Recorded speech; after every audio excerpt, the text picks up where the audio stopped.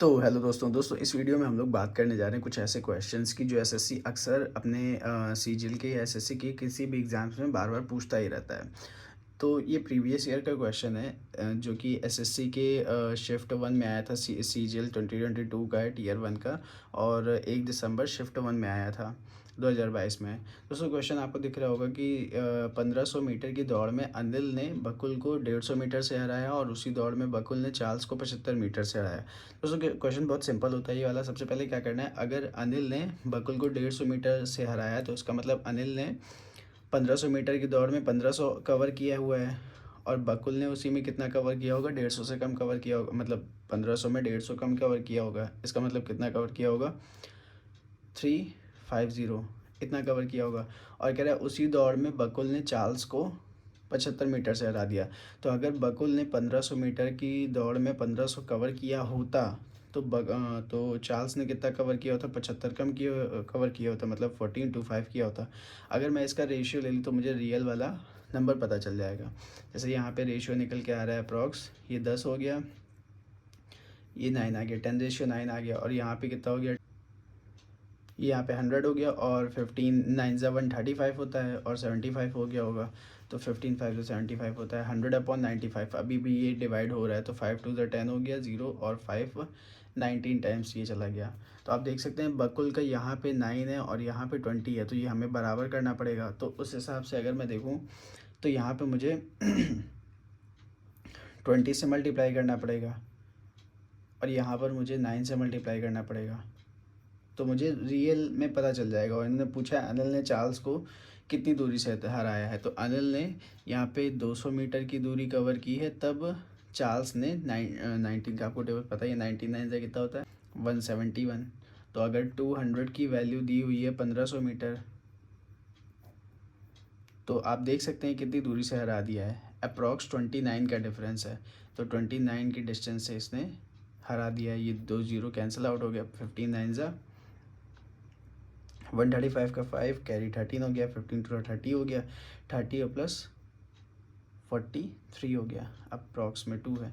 तो 2 2 ज़ा 4 हो गया, 2 1 ज़ा 2 हो गया, 2 7 ज़ा 14, 2 5 ज़ा 10। ये आंसर हो गया। क्वेश्चन नंबर 2 दोस्तों कह रहा है कि पी और क्यू एक परियोजना को क्रमशः 15 और 10 दिनों में कर सकते हैं। एक साथ काम शुरू करते हैं लेकिन 2 दिनों बाद क्यू कार्य को छोड़ देता है और पी अकेले शेष काम को पूरा करता है, तो कार्य कितने दिनों में पूरा होगा। दोस्तों बहुत इजी क्वेश्चन है। सबसे पहले तो पी अगर 15 दिनों में कर सकता है तो क्यू 10 दिनों में कर सकते हैं। यहाँ पे मैं टोटल काम एलसीएम लेके निकाल सकता हूँ, 30 आ जाएगा। उसके बाद फिर मैं एफिशिएंसी निकालूंगा तो इसकी 2 हो जाएगी, इसकी 3 हो जाएगी। अब अगर कह रहा है कि 2 दिनों के बाद क्यों ने काम छोड़ा, तो 2 दिनों तो दो लोगों ने साथ में काम किया होगा, तो 3 + 2 5 हो गया, 5 2 ज़ा 10, मतलब 10 काम हो चुके हैं 2 दिनों में। तो बचा कितना है, 20 काम बचा हुआ है जो कि पी अकेले कर रहा होगा। पी की एफिशिएंसी 2 है तो मैं 2 से डिवाइड कर दूंगा, तो अप्रॉक्स 10 दिन आ गए। तो पी ने 10 दिन और काम किए होंगे तब जाके काम को पूरा ख़त्म कर पाया होगा। लेकिन टोटल कितने दिन हुए हैं, तो 2 दिन तो पहले भी काम हो चुके हैं जहाँ पे दोनों ने मिलकर साथ में काम किया। तो ओवरऑल कितना आ गया, 10 + 2 मतलब 12 दिन में पूरा काम कंप्लीट हो जाएगा। और ये आंसर हो गया हमारा।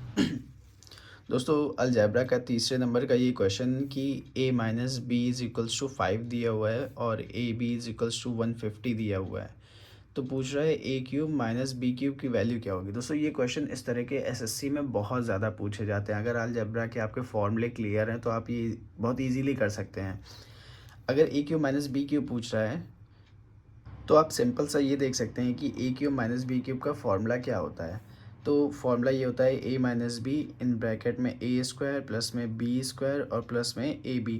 अब देखिए ये टर्म हमें निकालना पड़ेगा, इसलिए मैं ऐसी कोशिश करूं कि इस टर्म को भी थोड़ा सा मैनिपुलेट करके मैं a - b और ab के टर्म में ले आऊँ। तो कैसे ला सकते हैं, ये a - b लिखा हुआ है, अब अंदर के टर्म को मैं ऐसे लिख लेता हूँ कि ये a - b का होल स्क्वायर मैं लिख लूँ और अगर मैं इसमें प्लस में 3ab ऐड कर दूं तो ओवरऑल ये यही निकल के आ जाएगा। कैसे, तो देखिए a - b का होल स्क्वायर क्या होता है, a² + b² - 2ab plus 3ab क्या हो जाएगा, ab हो जाएगा, वो भी पॉजिटिव का। तो देखिए सेम निकल के आ गया। अब मैं क्या कर सकता हूँ, डायरेक्ट वैल्यूज़ पुट कर सकता हूँ कि a - b की वैल्यू 5 है और ये 25 हो गया होगा, 5 का स्क्वायर प्लस में 3 times of a b, 3 times of a b मतलब 450 हो गया होगा, मतलब ए बी की वैल्यू 150 है। 3 से मल्टीप्लाई कर दिया तो इतना हो गया। अब मैंने ऐड कर दिया तो ये कितना हो गया 574। अब मैं इसको बस 5 से मल्टीप्लाई कर दूंगा और मेरा आंसर निकल आ जाएगा। कितना हो गया 5 5 25, 5 कैरी 2, 5 7 35, 37 कैरी 3, 5 4 20, 23 हो गया। This is the answer. Next question दोस्तों, ट्राइंगल का है कि एक ट्राइंगल दिया हुआ है आपको डी ई और एफ दिया हुआ है, जिसमें एम और एन जो है वो डी ई और डी एफ पर एक बिंदु हैं। डी ई और डी एफ पर एम एन 2 पॉइंट्स हैं और ऐसे हैं कि एम एन जो है वो पैरेलल हो गया है ई एफ के।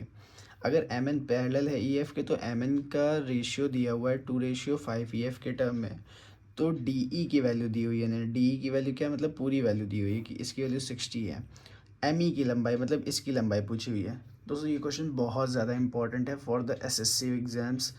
प्लीज़ अगर इसके कॉन्सेप्ट को, फॉर्मूला है, कॉन्सेप्ट कुछ नहीं है, फॉर्मूला है। फॉर्मूला अगर आपको याद है तो आप बहुत इजीली कर सकते हैं। फॉर्मूला क्या है तो सिमिलैरिटी के बेस पे निकालते हैं। जैसे अगर ये लाइन पैरेलल है सॉरी, ये लाइन अगर पैरेलल है इस लाइन के, तो अगर मैं ट्रायंगल डी ई एफ और डी एम एन देखूँ तो ये एक दूसरे के क्या है सिमिलर हैं। जैसे अगर ये पैरेलल है तो ये एंगल और ये एंगल क्या होंगे सेम होंगे, क्योंकि करस्पॉन्डिंग एंगल होंगे। एक पैरेलल लाइन है तो उनको थर्ड लाइन क्रॉस कर रही है। इसी तरीके ये वाला एंगल और ये वाला एंगल क्या होगा सिमिलर होगा। इसी तरीके ये तो कॉमन ही एंगल हो गया। तो सिमिलैरिटी का रूल क्या कहता है, सेम एंगल के अपोजिट वाली सामने वाली साइड का रेशियो क्या होगा बराबर होगा। मतलब अगर मैं ये एम एम देखूँ, इसके सामने की साइड क्या है डी एन है, तो डी एन अपॉन में ये वाला एंगल इस एंगल के इक्वल है, तो इसके सामने की साइड क्या है डी एफ है, डी एफ हो गया। इक्वल्स में ये वाले एन के सामने की साइड क्या है डी एन है, और इस एफ के ये सेम इसके है एंगल, तो इस एफ के सामने की साइड क्या है डी ई है, तो डी ई हो गया। इक्वल्स में अब ये वाली साइड बची हुई तो एम हो गया, एम एन हो गया, अपॉन में ई एफ हो गया। दोस्तों आपने एक चीज़ नोटिस करी होगी कि मैंने हर बार छोटे वाले ट्रायंगल की साइड को ऊपर लिखा हुआ है।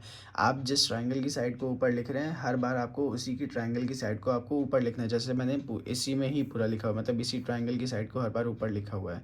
मैं चाहूँ तो पूरी सारी टर्म में इस बड़े वाले ट्रायंगल की साइड्स को लिख सकता हूँ। मतलब जो आप लिख रहे हैं उसी को कॉमन मतलब लिखते जाना है। ये नहीं कि आपने पहले इस ट्रायंगल की साइड को ऊपर साइड लिखा फिर इस ट्रायंगल की साइड को ऊपर लिख लिया ना, तो ऐसे नहीं कर सकते। ये हो गया। अब आपको देखिए क्या दिया हुआ है, एम एन दिया हुआ है और ई एफ दिया हुआ है, मतलब 2:5 दिया हुआ है। पूछा क्या है आपसे, एम ई पूछा हुआ है। अब देखिए एम ई कैसे निकल सकता है, क्या एम ई का डायरेक्ट रेशियो के फॉर्म में आ रहा नहीं आ रहा है, डी एम का आ रहा है। डी एम और डी ई का रेशियो बन रहा है, तो मैं क्या करूँ डी एम निकाल दूँ और डी ई से सब्ट्रैक्ट कर दूंगा तो मुझे एम ई पता चल जाएगा। तो डी एम और डी ई देखिए इस वाले में आ रहा है, ये वाले में, तो 2:5 हो गया। डी एम की वैल्यू कितनी है मुझे निकालना है, मैं डी एम ही लिख देता हूँ। डी ई की वैल्यू क्या है 60 लिखी हुई है, तो मुझे ये पता है 12 5 60 होता है, और 12 2 24 हो गया। तो डी एम की वैल्यू कितनी हो गई 24 हो गई।